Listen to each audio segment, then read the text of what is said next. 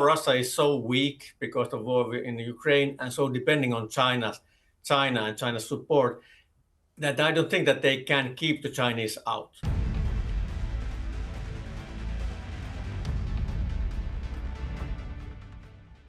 So, Pekka, the thing that concerns me is that what we're seeing is in order to not let go of that ambition altogether, Putin is increasingly turning to the PRC, who of course have an enormous interest in a shortened sea route between China and European markets. And Xi has been very clear that he regards himself as a near Arctic, or in fact as an Arctic power, which rather affronts Putin's sense of historic Russia when the maps that show China as an Arctic power include sort of most of Eastern Russia as Chinese.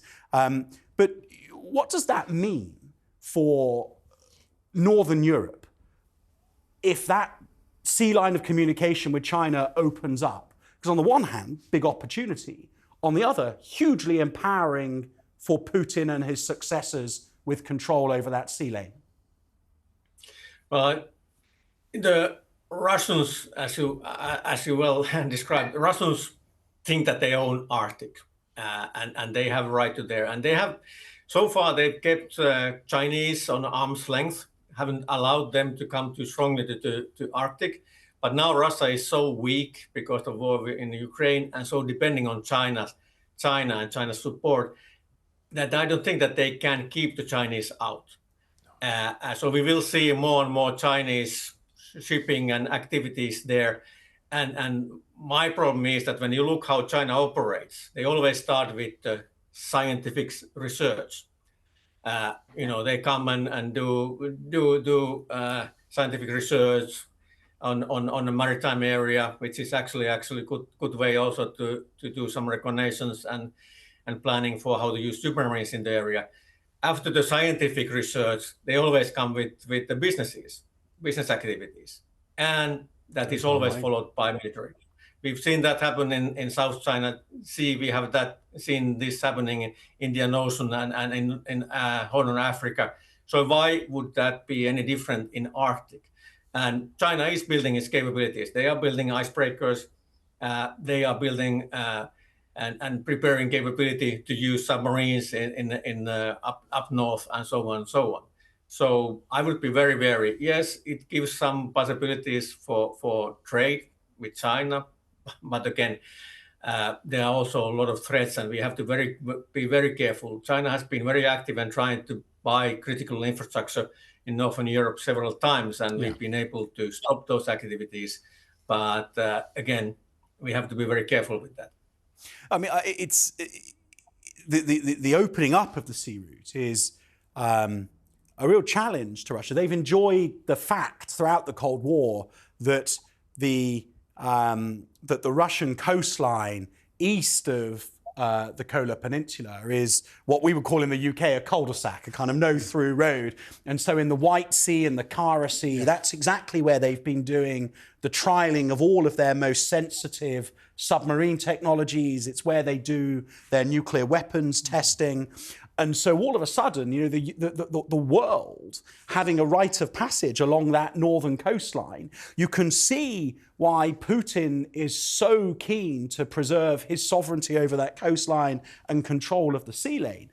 And so I'm really interested in both of your perspectives, because here, the interests of Xi and the interests of Putin are definitely not aligned, and yet they see benefit in working together. My suspicion, to start the conversation off, is that Xi knows in the long term there's only one winner, that Russia becomes so entirely dependent on China that, frankly, China gets what it wants and Russia has to deal with the fact that the Kara Sea and the White Sea are no longer super secret locations in which they can do these tests. Robert, what do you think? Well, I think you're right, because I think it was in the aftermath of the Trump-Putin meeting that he mentioned these places specifically, that the coast, the Arctic coast is Russian, and the 7 inlet seas. I don't know, the translation came out rather badly. Are Russian sovereign territory, hands off. Following what Pekka was saying about starting with science, going with commerce, and thinking of the future of international regimen law, things like the law of the sea, which America has been very reluctant about, as you know, which you really need in these places. I think we have to look very carefully at something which is so important for the future of polar science, which is now vital to understanding climate change and so on, in Antarctica. Because China is up to the same game, discreetly again. It's working through clients, it's wooing the cone countries, Chile, but particularly Argentina, South Africa, to go in to breach the Antarctic Treaty, which is demilitarized, as you know, 1961. And this is quite a template, because we know what Argentina is. They've declared it. They're after the extension of the Malvina Basin, they're after energy, they're after minerals, and so on. And it is part of the global feature. And actually, since we're talking from London, where the Brits have a very big role for very low investment, which so impressed Mrs. Thatcher, and it's called the British Antarctic Survey. It only is a slack handful of about tens of millions of pounds, but they do terrific science. It's fundamental science. They discovered, confirmed by NASA, the hole in the ozone layer, for example.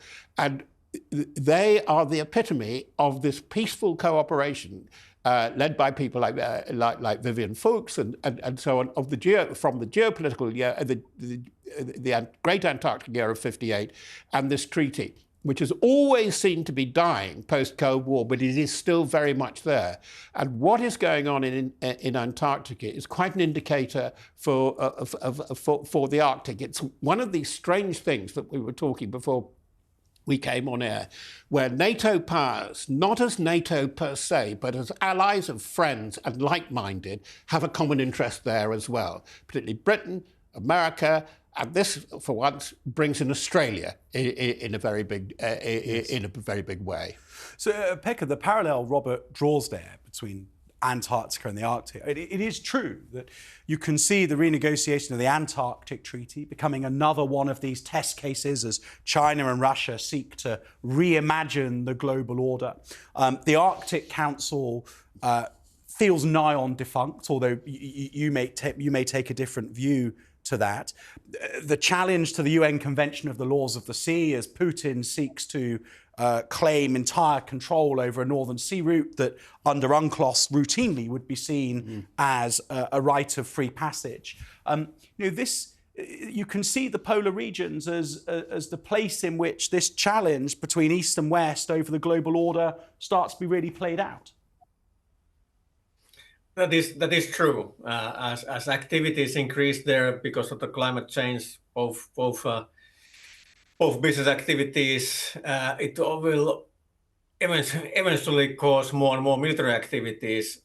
West will have to answer to Russians' aggression and activities up north, and yes, we will have a new player there, China, too. So it will be very delicate for a long time in Arctic Council. The Western countries were trying to keep North Arctic area as non-military peaceful area. We didn't want to go to competition on the military force, even though we saw that Russia is building its capabilities.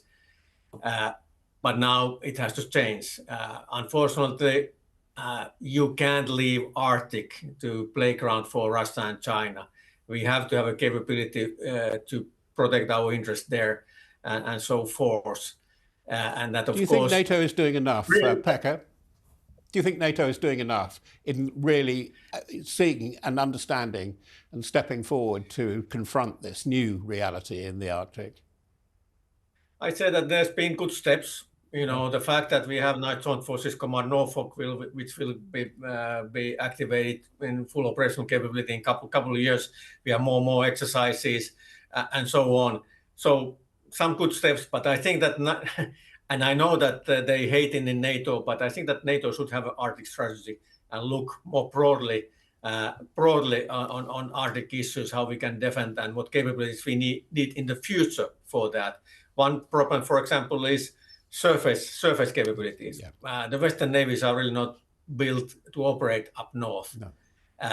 They always say that, well, we have submarines, but well, there's things that you need to have a surface capabilities to also, and there's even not even talks about starting to build capabilities that you can operate on surface in Arctic. U.S. Coast Guard has a 1.5 icebreaker. Russia has the biggest icebreaker fleet in the world, 40. We in Finland have the second biggest in the world, about 10. But there are and Canada is very small, amazingly, isn't it? Yes, it's about they 3 are or quite 4, small. really capable. Yeah. Yeah, so there are clear capability gaps up north for NATO, which we should address and start working on. Pekka, I know that NATO is looking at its command and control laydown with the accession of Finland and Sweden. Where, in your view, as NATO seeks to develop a strategy for the High North, and with it, as you've both just been discussing, developing the capabilities necessary for the High North, does NATO need to consider a new command that sort of starts from the Gulf of Finland and goes northwards, but then that separates from a command and control perspective the Sweden and Finland from Estonia, Latvia, Lithuania? I'd be interested in your perspective of how best NATO embraces its new position in the High North, whilst not creating an incoherence between Finland and Estonia, which is quite an important bit of geography. Well, I understand that there are a lot of delicacies and delicate things in this discussion, because our idea is that yes, all the Nordic countries, hopefully United States, UK, United States, Canada, would be under Joint Forces Command Norfolk.